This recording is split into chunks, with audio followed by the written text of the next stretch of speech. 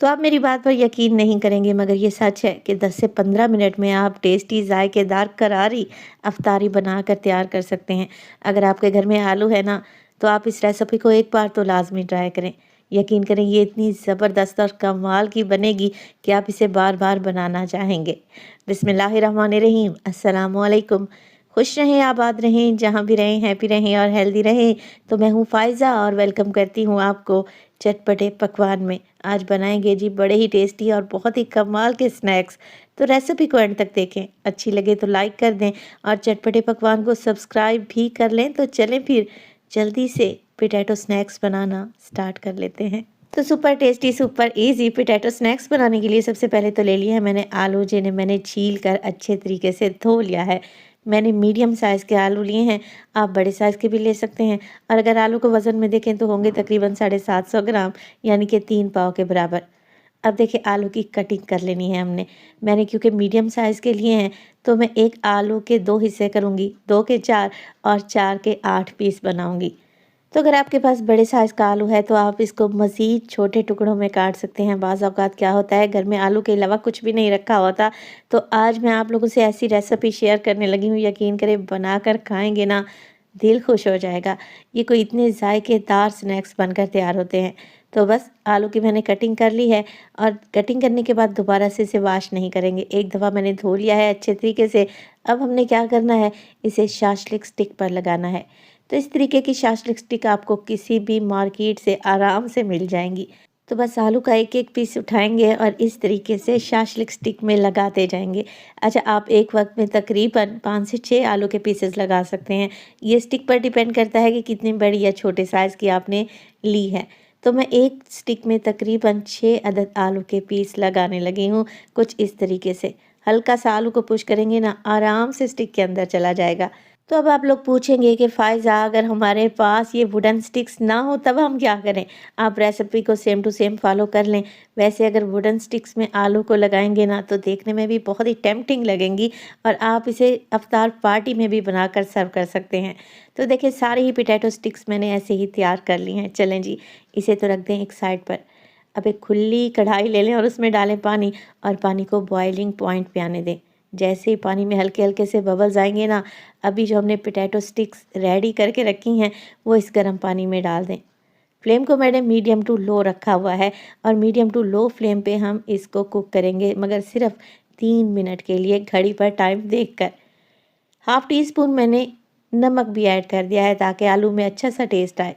तो potato sticks डालने के बाद सिर्फ और सिर्फ 3 मिनट के लिए इन्हें बॉयल करें। मुकम्मल तौर पर आलू को गलाकर सॉफ्ट नहीं कर देना, हल्के से ही आलू पक जाएंगे। ऊपर की लेयर पकेगी, अंदर तक आलू नहीं गलेंगे। तो 3 मिनट के बाद बस पोटैटो को निकाल लें और एक साइड पर रख दें। अब यहाँ पर मैंने ले लिया एक बर्तन और उसमें डालूंगी मैं आधा कप के बराबर मैदा। 3 टेबल स्पून मैं इसमें शामिल करूँगी कॉर्नफ्लोर के। अगर कॉर्नफ्लोर नहीं है तो चावल का आटा भी डाल सकते हैं। हाफ़ टेबल स्पून मोटी कुटी हुई लाल मिर्च, हाफ़ टी स्पून डालूंगी मैं काली मिर्च का पाउडर, हाफ़ टी स्पून इसमें नमक शामिल करें और इसमें डालेंगे chaat masala half tea spoon.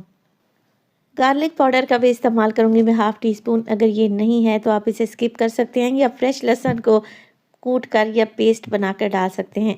Half tea spoon chicken powder भी ऐड कर देंगे। चलें जी, हल्दी भी शामिल कर देते हैं अच्छे कलर के लिए, 1 से 2 चुटकी के बराबर। मिक्स कर लेते हैं और अब पानी डालें और इसका एक बैटर या घोल बनाकर तैयार कर लें।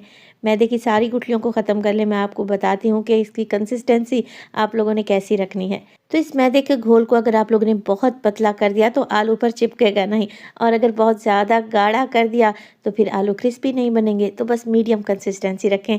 ये देखें, मैं आपको चेक भी करवा देती हूँ। ना बहुत ज़्यादा गाढ़ा है और ना ही बहुत ज़्यादा पानी की तरह पतला। चम्मच की बैक अच्छे से कोट हो रही है। और इसी स्टेज पर अगर तो रेसिपी आप लोगों को ज़रा सी भी अच्छी लग रही हो, रेसिपी को लाइक कर दिया करें और चटपटे पकवान को सब्सक्राइब भी कर लें। आप सब लोगों का बेहद शुक्रिया। अच्छा, आलू जो हमने हल्के से बॉईल करके रखे हुए थे वो ठंडे हो गए हैं।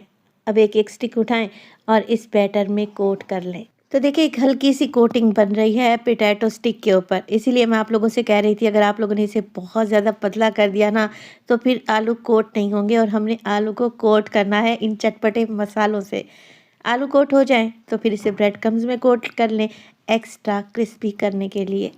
अच्छा, ब्रेड क्रम्स में मैंने थोड़े से सफ़ेद तिल भी मिक्स करके रखे हुए थे। ये ऑप्शनल है, करना चाहें तो करें, अदरवाइज़ स्किप कर दें। मुझसे ये शूट नहीं हुआ, इसके लिए मैं आप लोगों से माज़रत चाहती हूँ। तो बस ऐसे ही सारी पोटैटो स्टिक्स को कोट करके एक साइड पे रख देना है आप लोगों ने। अब बारी आती है इन्हें फ्राई करने की, तो फ्राई इसे मीडियम टू लो फ्लेम पे करेंगे। आलू हल्के कच्चे हैं ना, अंदर तक पक जाएँगे और ये क्रिस्पी भी हो जाएँगे। यकीन करेंगे, ये चटपटे से क्रिस्पी पोटैटो को इतने जायकेदार बनेंगे कि समोसे पकौड़ों की छुट्टी कर देंगे। आप एक बार इस रेसिपी को ट्राई ज़रूर कीजिएगा। यकीन करें, आपका दिल खुश हो जाएगा और आप इसे बार-बार बनाएँगे। तो देखिए, उलटते-पुलटते रहेंगे चारों तरफ से। जैसे ही पोटैटो स्टिक पर अच्छा-सा गोल्डन कलर आ जाएगा और ये क्रिस्पी हो जाएँगी, तो बस इन्हें निकाल लें और गरमा-गरम सर्व करें इन्हें केचप या फिर हरी चटनी के साथ। तो माशाल्लाह से चटपटे क्रिस्पी हमारी पोटैटो स्टिक्स बनकर तैयार हैं। बिल्कुल नॉन ग्रीसी हैं, ऑयल भी एब्ज़ॉर्ब नहीं करेंगी और टेस्टी भी बनकर तैयार होंगी। मैंने इन्हें होममेड केचप के साथ सर्व किया है।